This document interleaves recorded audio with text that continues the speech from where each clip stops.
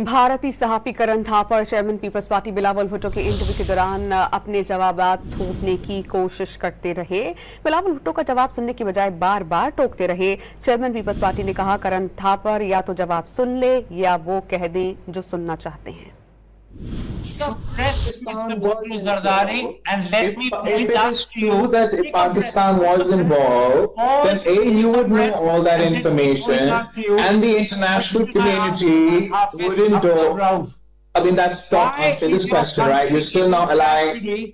Why? It's very uncomfortable for you that I point out the truth to the Indian public that they have been lied to. That they've been lied to, that Pakistan was involved in this attack when we were not.